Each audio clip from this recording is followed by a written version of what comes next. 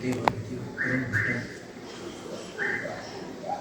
जय प्रभु आनंद परमात्मा वर्तमान तीर्थ शासन वर्तमान महावीर स्वामी कन्यास गौतम श्री प्रिय स्वरूप भगवती जमान सरस्वती देवी पूर्व शताब्दी के ज्ञानी ध्यानी तपस्वी चारित्र चक्रवर्ती परम श्रद्धेय आचार्य शांति सागर महाराज को दीक्षा शिक्षा गुरुआचार्य विद्यासागर महाराज को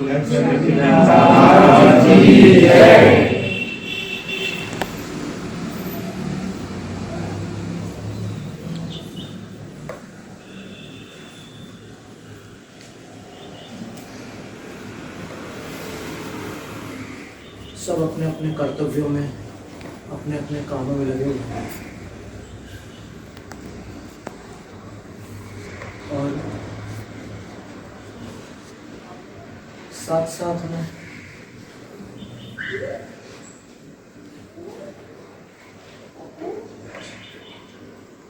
सुखों में भी सब चाहते हैं कि हमें सुख मिले।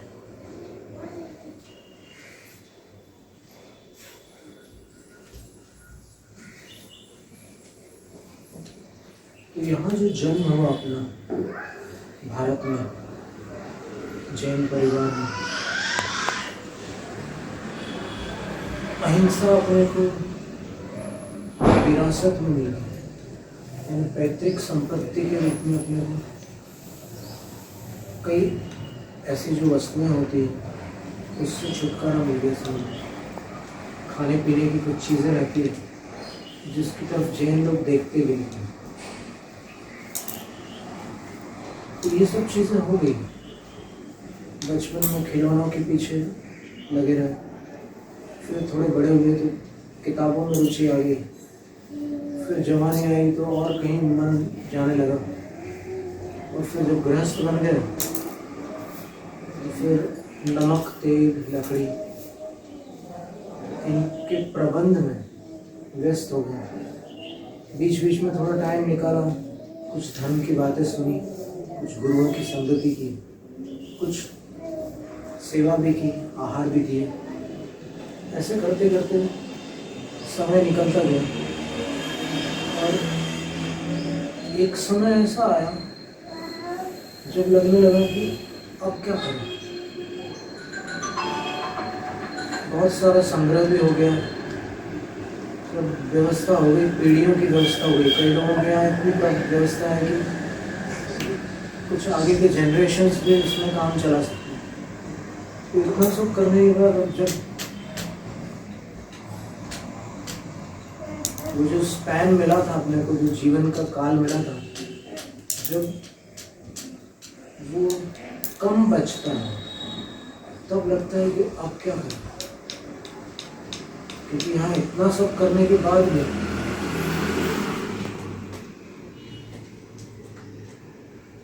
हम मकाम जमा नहीं सकते,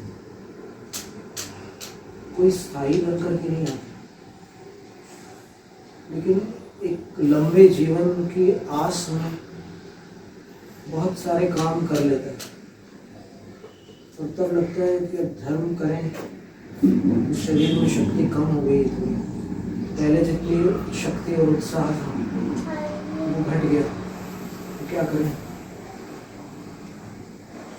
तो तब बहुत सारी भावनाएं आती। जब शक्ति थी तब भावना नहीं थी, जब भावना आई तब शक्ति चली गई। और ऐसा करते करते अधिकांश लोग वो जो माया जाल है उसी में फंसे फंसे अपनी समय सीमा पूरी कर लेते हैं और अपने कर्मों के अनुसार आगे की यात्रा तय करते हैं। ऐसा नहीं है कि जैन परिवारों में किसी को नरक न प्राप्त होता, कोई तिर्यंच न बनता। देव और मनुष्य गति के अलावा इन दो गतियों में भी कुछ लोग चले जाते हैं। तो फिर आना और न आना अंतिम श्वास के समय लगता है कि एक समान था। जैसा आया वैसे ही चला गया। और थोड़ा अगर भगवान की बात सुन लेता और सुन लेने के बाद थोड़ा मान लेता तो ऐसी दशा नहीं होती। क्योंकि भगवान ने सबसे पहले तो संसारी जीवों के भ्रम को दूर किया कि तुम जो समझ रहे हो ना दुनिया को, उससे कुछ अलग सत्य है। उसको समझ जाओगे तो तुम्हारी दिशा बदल जाएगी, और दिशा बदल गई तो एक दिन दशा भी बदल जाएगी।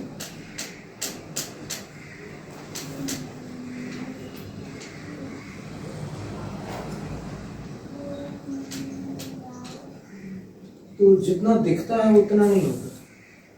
उसके अलावा अंदर की दुनिया सबकी अलग अलग है, और वो बाहर की दुनिया से बहुत बड़ी है। आप शांत बैठ करके देखो अंदर की दुनिया कितनी बड़ी है।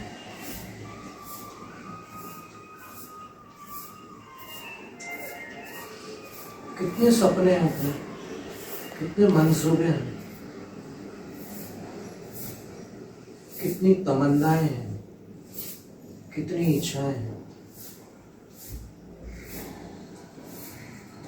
आत्मानुशासन में बलभद्राचार्य महाराज ने कहा, आशा गर्तः प्रतिप्राणी यस्मिन् विष्णु मरूपम किं कस्य कियदायाति वृथा वो विषयीशिका।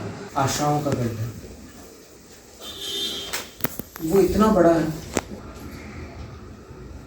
वो गड्ढा इतना बड़ा है कि एक के बाद दूसरी इच्छा आते ही रहती है, कोई एंड ही नहीं है उसका। जीवन में कई बार लगता है कि अब हम सेटल होने जा रहे हैं।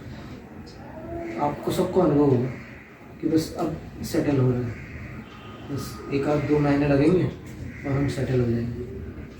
कभी कोई हुआ सेटल? एक भी नहीं होता सेटल। सिर्फ कुछ सपने पूरे हो जाते हैं, उसके बाद फिर नए सपने आ जाते हैं। क्योंकि नींद तो चिर निद्रा चल रही है, वो अनादि की निद्रा चल रही है, तो सपने तो आने ही आने नए वाले। तो ये चलता ही रहता है, इसका कोई एंड नहीं है। तो फिर भगवान ने जो बात कही है तो यही है कि तुम इसको समझ लो, इसका कोई अंत नहीं है। तुम जिसके पीछे भाग रहे हो ना, वहाँ कुछ नहीं है। तुम्हारी आंखें तुम्हें धोखा दे रही।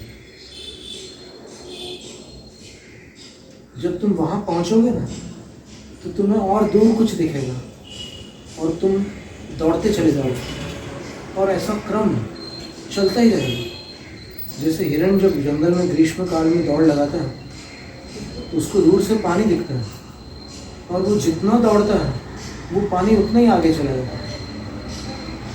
तो हिरण को अपन नादान प्राणी समझते हैं और अपने को बुद्धिमान प्राणी समझते हैं, ये बहुत बड़ी भूल है। अगर आपके अंदर वो विवेक होता तो फिर आप अपने मन को थाम कर भगवान का रास्ता चुन लेते, और उसको चुन लेने के बाद फिर इच्छाओं की पूर्ति से इच्छा को शांत नहीं किया जाता, इच्छाओं के त्याग से इच्छा जीती जाती है। कितनी इच्छा करोगे, और आप त्याग दो तो फिर एकदम आपको कुछ समय लगेगा, क्योंकि वो आदत जो पड़ी है ना, जैसे वो शराब छोड़ने वालों को कुछ समय तक वो रहता है, विथड्रॉल सिम्टम्स बोलते हैं उसको मेडिकल साइंस में। वो जब छूटती है कोई चीज़, ऐसी लत कब छोड़ते हैं तब तो कुछ दिनों तक ऐसा लगता है कि जीवन उजड़ गया है, और कई बार लगता है कि बस पड़े रहो बिस्तर पर लेटे रहो, कुछ नहीं है यहाँ पे, एकदम खाली खाली से लगता है। लेकिन फिर 1 हफ्ते बाद या फिर थोड़ा और अधिक समय भी लग जाता है किसी को, उसके बाद वापस उसकी शक्ति उसके पास लौट कर आती, जो उसमें बर्बाद हो गई थी उसमें से कुछ वापस आती है और तब फिर उसको लगता है कि नहीं बहुत कुछ है इस दुनिया में, मैं तो फालतू में इसमें फंस गया था।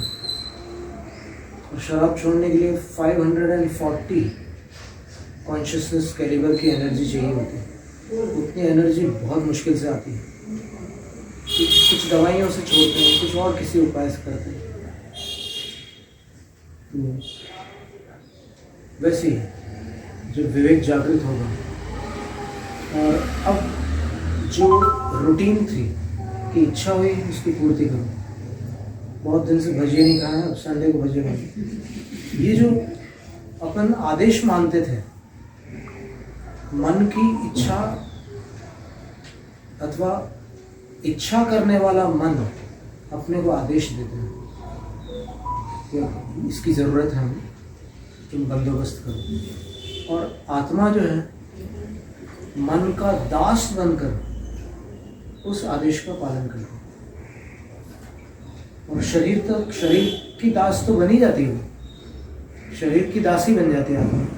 जीवन में रात को 2 बजे चाय पीना है तो फिर बस बिल्कुल जी हुजूर हाजिर है, ये इतनी तत्परता रहती है। फिर विवेक जागने के बाद क्रम बदलते हैं। चलो देखते हैं आज उसके बिना काम चलाते हैं।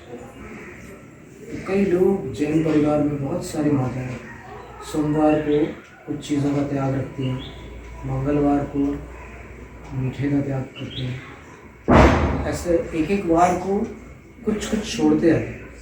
तो उससे क्या अपने मनोबल बढ़ता है और 10 दिन में सबका मनोबल बढ़ जाता है हर साल। तो ये जो मनोबल है ये किसी दिन आपको यहाँ ला सकता है अथवा वहाँ भी ला सकता है। चित्र लगा पीछे देख रहे हैं उनके मार्ग पर, और अगर वैसा हो गया तो फिर जीवन सफल हो जाएगा। 3 तरह की आसक्ति है, भोगा सकती, 5 इंद्रियों के सुख के बिना चैन नहीं पड़ता, वो भोगा शक्ति कहलाती। फिर एक रागा शक्ति होती है कि वो जो राग अंदर चल रहा है उसको छोड़ने की इच्छा नहीं होती, चलने दो लगता है और थोड़ा चलने दो।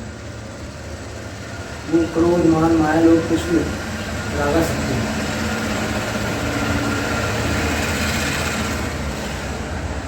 और देहा शक्ति भी होती है, शरीर के प्रति भी आसक्ति होती है। और जब शरीर में परिवर्तन आने लगते हैं एक आयु के पश्चात, तब अजीब सा डर लगता है कि अब तो हम भी उनकी श्रेणी में जाने वाले, ऐसा लगने लगेगा। तो वहाँ जाने से पहले कुछ कर लेना आवश्यक, और जिसने कर लिया उसने कर लिया, जो रह गया वो रह गया। जय हिंद, जय तुषार।